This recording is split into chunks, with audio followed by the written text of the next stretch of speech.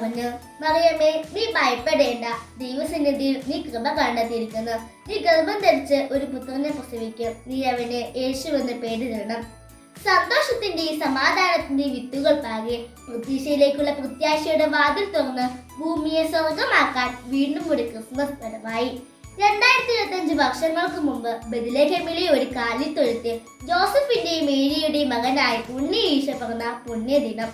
Christmas എന്ന് പറയുമ്പോൾ തന്നെ നമ്മുടെ മനസ്സിൽ ഓടിയെത്തുന്ന വെളുത്ത താടിയും ചുവന്ന തൊപ്പിയുമായി വരുന്ന സാന്റാക്ലോസും പുൽക്കോടും ക്രിസ്മസ് ട്രീയും കേക്കും നക്ഷത്രങ്ങളും ഒക്കെയാണ്.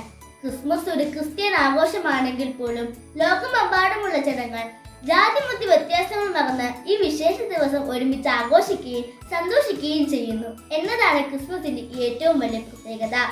ക്രിസ്മസ് നമ്മളെ പഠിപ്പിക്കുന്ന വലിയ ഒരു പാഠമുണ്ട്. എളിമയുള്ളവരായിരിക്കുക.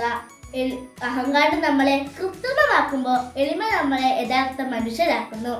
ഉണ്ണീശോയുടെ ജനനത്തിനു ശേഷം മാലാഖമാർ പാടി, അത്തിരികളെ ദൈവത്തിന് മഹത്വം, ഭൂമിയിൽ സന്മനസ്സുള്ളവർക്ക് സമാധാനം.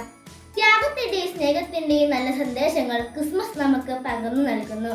മറ്റുള്ളവരെ സ്നേഹിക്കുക, ശത്രുക്കളെ പോലെ സ്നേഹിക്കാൻ നമ്മെ പഠിപ്പിച്ച ദൈവപുത്രനെയാണ് നമ്മൾ ഓരോ ക്രിസ്മസ് ദിനങ്ങളും നമ്മെ ഓർമ്മിപ്പിക്കുന്നത്. സ്നേഹത്തിന്റെയും സമാധാനത്തിന്റെയും സന്ദേശങ്ങൾ ഉൾക്കൊണ്ടുകൊണ്ട് ഇനിയുള്ള കാലം ജീവിക്കാൻ ഈ ക്രിസ്മസ് പ്രേരകമാകട്ടെ എന്ന് ആശംസിച്ചുകൊണ്ട് എല്ലാവർക്കും എൻ്റെ ഹൃദയം നിറഞ്ഞ ക്രിസ്മസ് ആശംസകൾ നേരുന്നു. നന്ദി.